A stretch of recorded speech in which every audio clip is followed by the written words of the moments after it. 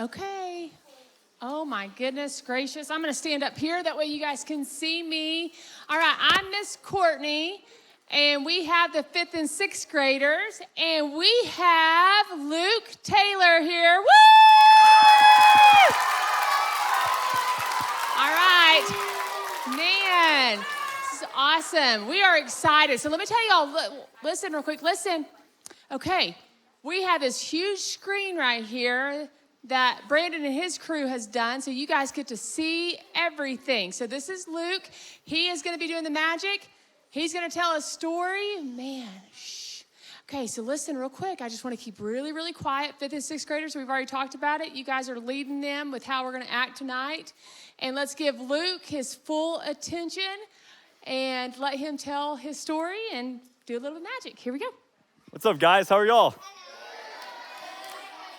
All right, so last week, Courtney asked me to kind of like tell my story. And I figured I should do something unique. And so I figured I would tell my story with cards. So let me show you. So I have a completely normal deck of cards.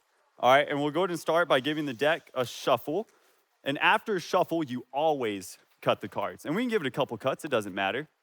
So I am 19 years old. The ace represents a 1. I graduated high school in 2020. 2 times 10 is 20, so that works. I have an awesome mother who's actually a redhead, so the red queen works perfectly. And I have an awesome father. I have not 1, not 2, but I have 3 brothers. I'm the youngest by 9 years, and there's a 26-year age gap from the oldest to me. So it's quite the big age gap. All 3 of them are married, and they all have kids. I have 5 nieces and 2 nephews. So that is my family. Oh, you know what? I almost forgot about my awesome grandma. So I started magic when I was about 13 years old. And I actually got to perform at one of my brother's weddings. Now, that was a long time ago, and a lot of people would ask me how I would practice and rehearse. And, well, the biggest thing that it was my parents. I would go to their room and ask them, hey, Mom, Dad, pick a card. And if you asked me, I would say I'd probably ask them maybe 6 times a day to pick a card. Well, they would probably say something way different. They'd probably say 679,000 different times I would come in there and ask them to pick a card. But that was a long time ago. I haven't done magic actually in 3 years. I've kind of just been focusing on other stuff in life. I was on a competitive swim team for 7 years. And my favorite stroke or event was the 50 freestyle. Something else I love doing is every summer with my dad, we go fishing. We've been doing this for the last 7 or 8 years. I can't quite remember. But if you ask me, I would say he catches like 1 fish, and I catch like 30. But in actuality, it's probably a lot more even, like 4 to 4. Something else I actually love school. My favorite subject is math. So I can show you 1 plus 4 equals 6. Wait. 1 plus 1, 2. Okay, it doesn't equal 6, does it? Sorry, it equals 5.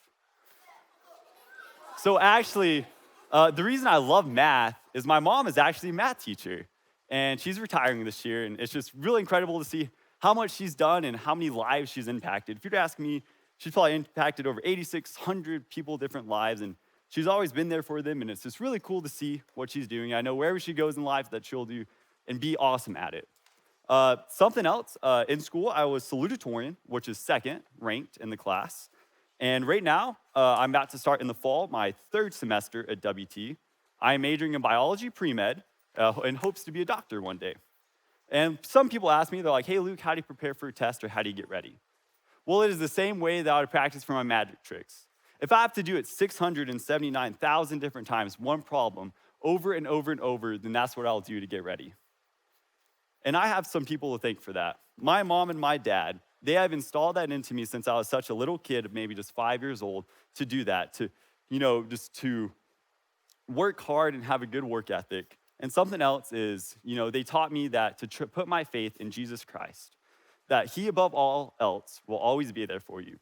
Through your 8 years before high school, he will be there, your 4 years of high school. And if you're like me, you're 8 years going through medical school and college. So that is my story. So now let's get into some magic.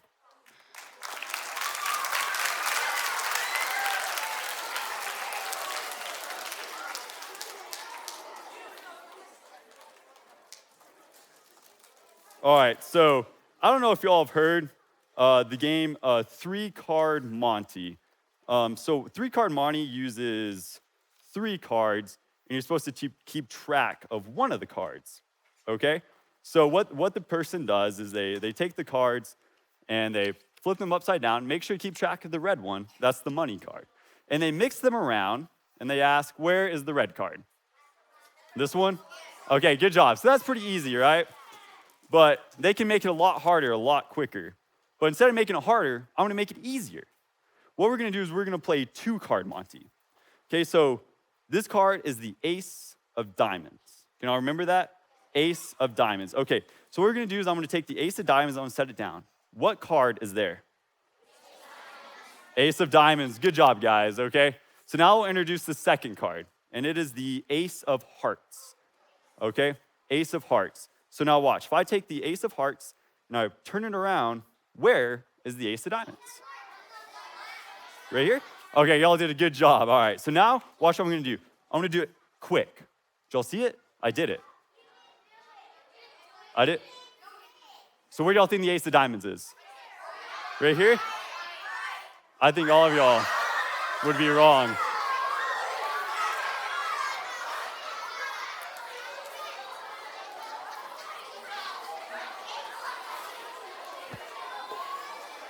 All right, so I want y'all to see, if you can see, does this deck box look completely normal? Yes, it looks normal. Y'all good? Okay, so what I'm gonna do is, can you yell stop for me wherever you want? Okay, let's do it here. How about this? We'll do it like this, and you just tell me to stop. Okay, right there? All right, so this will be your card, the 3 of clubs. It doesn't matter if I see it. So what we'll do is we'll take your 3 of clubs, okay, and we'll kind of get it lost in the deck. We'll shuffle it around. All right, ready? Boom, it's on top. Okay, now watch. Okay, so we have your card, the 3 of clubs, okay? So what we're gonna do is we're gonna take your card, the 3 of clubs, and we're gonna put it inside the deck box. Okay, so now I'm gonna get a card. I'm just gonna use the top card, and it is the Jack of Hearts, okay? So this is my card, the Jack of Hearts. So what I'm gonna do is I'm gonna take my card, the Jack of Hearts.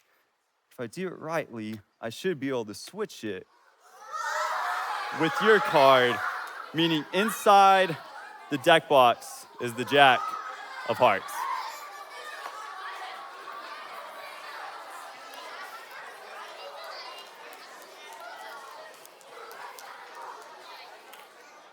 All right, so is that good? That was good? Okay. So have y'all ever, y'all know, in poker, the best card is the ace, okay? So a lot of people ask me how quick I can get the ace. All right, y'all ready? All right, so there should be the red aces, and then there are the black aces, okay? So now watch, let me show y'all. What we'll do is, let me see how good. We'll have the ace of diamonds, the ace of hearts, the ace of clubs, and the ace of spades. Okay, so what I'll do is I'm gonna take the cards, I'm gonna put them throughout the deck. Okay, just kind of spread them about, just like that, okay? So watch, if I push in the first one, riffle up the back, throw it up, it should come back to the top. Now if I do it with the next one, I'll push in, I don't need to riffle up the back, I just need to throw it up, and it'll come back to the top. I'll do it one more time. This time I won't do any movements at all, and it'll come to the top. Now you can see we have the ace of spades left. Now if y'all know, the ace of spades is a little bit different. As y'all can see, its markings are different than the other cards. So what we'll do is we'll take the ace of spades, we'll put it halfway through here, put it halfway through here, and if you're not careful, it'll melt through all the other cards. Now it's not on top yet. It's not on top until I throw it up on top. Now I know that was a little quick. So what we'll do is we'll bend the card so that way you can see. You see that? Yeah, you can see it, and it's different than all the other cards. All the other cards. Okay? So when I tell it to, it'll come to the top. Ready? 3, 2, 1, boom. And it is on top. The ace of spades.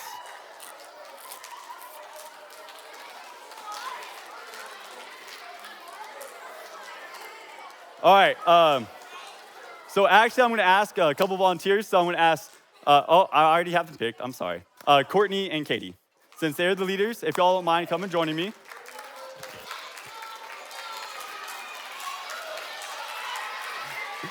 Hey, come on, guys. Give it up for Courtney. Okay. So if you'll stand right here for me, Courtney. And then Katie, if you'll stand right here. Okay? All right. So what I have in my pocket is I have 20 cards. But as you saw, apparently I can't count or add 1 plus 4.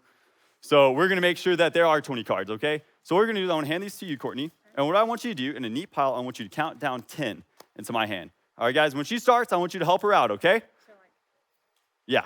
All right, 1, 2, 3, 4, 5,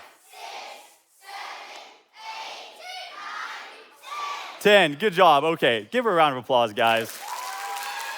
All right, so if you'll do me a favor, and if you'll take those cards, and if you'll go hand them to Katie for me. All right, so now what I want you to do is I want you to take these cards, the 10 you have, and I want you to put them in a pocket somewhere. And I want you to show everyone where you put it. All right, y'all see it? Okay, so now we're going to do the same thing over here, and I want you to help me count. So y'all help her. You ready? 1, 2, 3, 4, 5, 6, 7, 8, 9, 10. Hey, y'all deserve a round of applause, guys. Good job. All right, so I want you to do the same thing. Take these and put them in a pocket somewhere. I want you to show everyone. All right, she put it right there. Okay, so we're gonna come back to this camera real quick. And I just need someone, where's another leader? All right, can you yell stop for me? All right, right there. Okay, so all we care about is the number there, and that is 3. Okay, so what we're gonna do is I'm going to take 3 cards from Courtney's pile. You can keep them there. I'm gonna take 3 cards from Courtney's pile, and I'm gonna make them fly across the room to Katie's pile, okay? All right, so let's see if I can do this. All right, so now Katie, you have to catch them. If you don't catch them, this doesn't work, okay? All right, so ready? Okay, I got my first card. All right, this is gonna be kind of a lob up. Okay, you ready? Okay, now put it in your pocket. All right, good job. All right, so now this next one is gonna be a fastball, so you better get ready. All right, you ready? She caught that. That was good, wasn't it? Yeah. Okay. Now we have one more. So what I'm gonna do is I'm gonna take this one. Now this one is gonna be a curveball. So it's gonna go all the way around the room and it's gonna end back at you. Okay? All right, you ready? All right, it's going, it's going, it's going. All right, it's almost there, it's almost there. Oh, look at her, she go. Good job. All right. So now, if I took 3 cards from her pile, that should leave you with 7, right? All right, so if you can take out your cards for me. I want you to see my hands are empty. And if you can count your cards, I'll help her out. 1, 2, 3, 4, 5, 6, 7, 8, 9, 10, 11, 12, 13. Are you sure you don't have any more? Are you sure? Okay. Once you see my hands are empty, so that should mean there's 13 in her pile. So if you can go and take your cards out. All right. You ready? 1, 2, 3, 4, 5, 6, 7, 8, 9, 10, 11, 12, 13. Thank y'all. Y'all can go have a seat. Thank you. Thank you.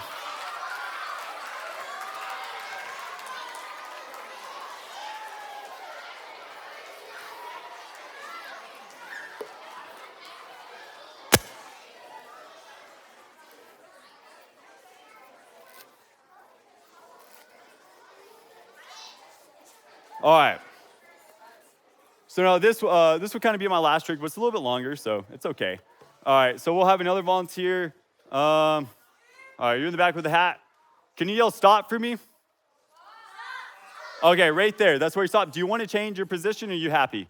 All right, you good? Okay, so what we're going to do is I'm going to show you the card you landed on. It's the King of Hearts, okay?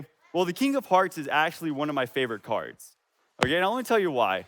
The King of Hearts In my mind, it represents Jesus Christ because he is the king of our heart. All right, let me show you something. Is if you would have landed on any other card in the deck, now they look blank, but every single one of them has something written on them. So this one says bullying, anger, theft, arrogance, entitlement, disappointment. All of these things are things of this world, things that will disappoint you and things that are just not from God. Now, the thing is, you landed on him. So what happens if something bad goes on in your life? You know, say you're no longer friends with someone, or your boyfriend and girlfriend breaks up with you, or just something like that happens, and you're just like, God, you're not there for me. What's going on? So you take it and you put him in, and you shuffle him throughout your life. All these bad things are happening, and you're taking it and you're shuffling throughout your life. But the thing is God doesn't leave you. He is always there for you. So when you need him, he will be there. Now, let me show you. What happens if something worse happens? You don't make the team. You don't make the grade you try to make. And all these things just aren't going your way. So you take God, you put him here, and you leave him back there, and you move forward. You leave him back here. But the thing is, when you need him, he will be there. And he will be there when you move forward.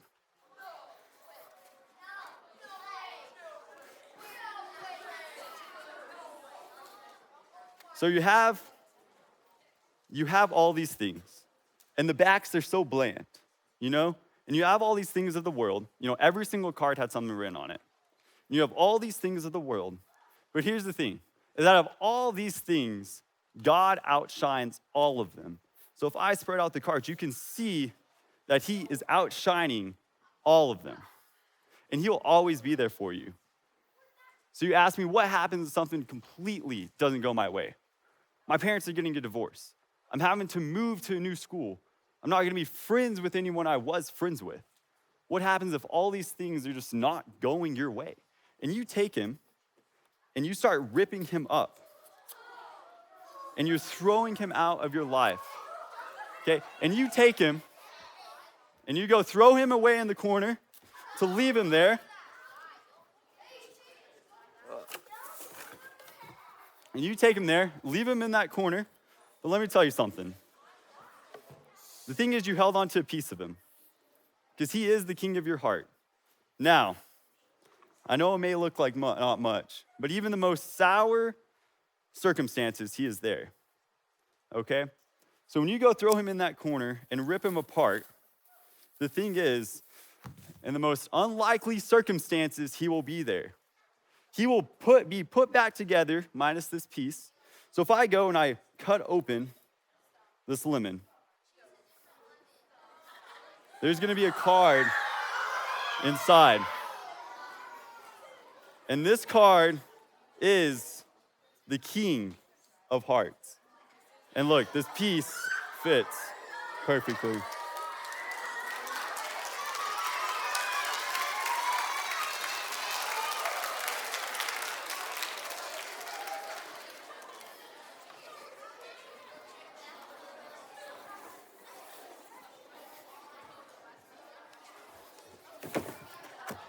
All right, so I know we had a lot of fun tonight, guys, and I appreciate you all coming here.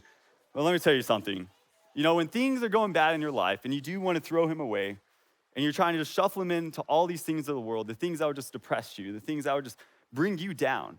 The thing is, if you give up on God, he does not give up on you, okay? And the thing is, even in the most unlikely circumstances, when you think there's no possible way he will be there, he will be there because he is always there. And I just want y'all to know that tonight. If you accept Jesus Christ into your heart, that little piece will always be with you. And whenever you need him, he will be there. Thank y'all for coming, guys.